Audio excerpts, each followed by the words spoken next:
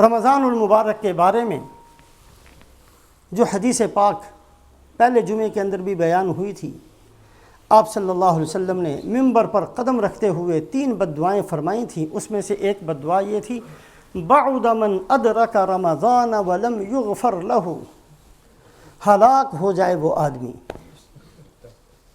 جس نے رمضان المبارک کا مہینہ پایا اور پھر بھی اس کی بخشش نہیں ہوئی۔ رمضان المبارک کے چند لمحات باقی ہیں، دوبارہ ہمیں زندگی میں کسی کو ملتا ہے یا نہیں ملتا یہ تو اللہ ہی جانتے ہیں۔ بہت سارے ہمارے ساتھی گزشتہ رمضان میں ہمارے ساتھ تھے، آج قبروں کے اندر ہیں۔ اگلے رمضان میں ہم میں سے کون قبر کی اندھیریوں کے اندر پڑا ہوگا اللہ ہی جانتے ہیں۔ چند لمحات اس کے اندر کم سے کم درجے میں یہ نیت کرنا کہ رسول پاک علیہ السلام کی بددعا سے ہم نے بچنا ہے۔ اللہ کے نبی صلی اللہ علیہ وسلم جو بددعا فرما کے گئے، بعد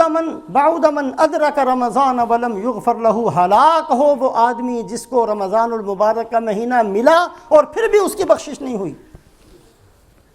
ہماری بخشش ہوئی ہے کہ نہیں ہوئی؟ ہم نے کتنی توبہ کی ہے، کتنے گناہوں پر ندامت کے آنسو بہائے ہیں، کتنے گناہوں کو چھوڑنے کا ارادہ کیا ہے، اس لیے کہ توبہ اس کی 3 شرطیں ہیں۔ توبہ کی 3 شرطیں، اگر حقوق اللہ ہے تو توبہ کی 3 شرطیں، اگر حقوق العباد ہے تو توبہ کی 4 شرطیں۔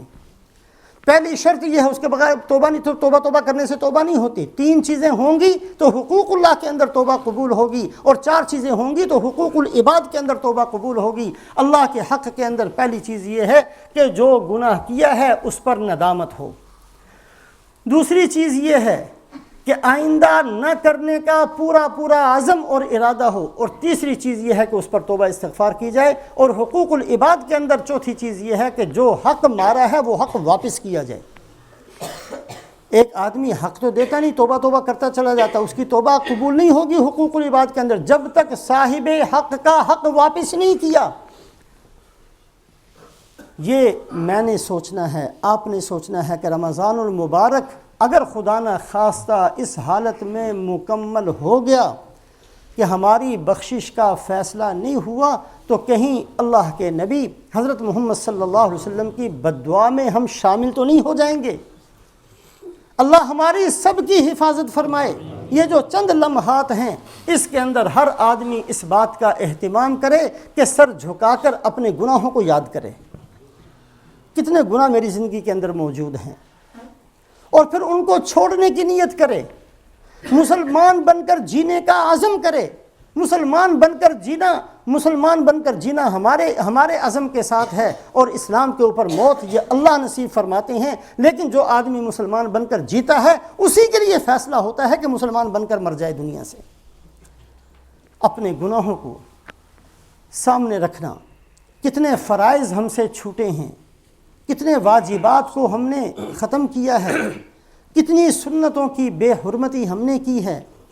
کتنے لوگوں کے ساتھ ہم نے ظلم اور زیادتی کی ہے، کتنے لوگوں کی ہم نے غیبتیں کی ہیں۔ اگر تو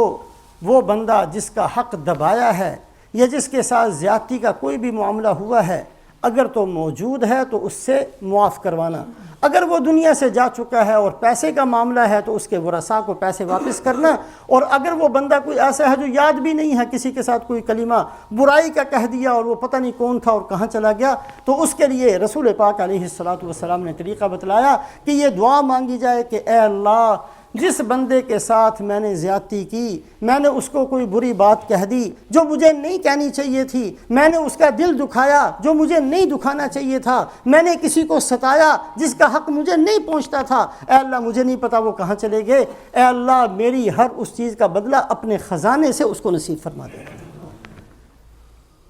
لیکن ہم مسلمان ہیں، ہم نے اس انداز سے جینا سیکھنا ہے۔ تو ایک تو ان 4 بڑے بڑے گناہوں سے اپنے آپ کو بچانا، اور دوسری چیز یہ کہ ان آخری لمحات کے اندر ہم نے اس بات کو سوچنا کہ رمضان جب ختم ہو تو اس انداز سے ختم ہو کہ اللہ ہماری بخشش کا فیصلہ فرما دے۔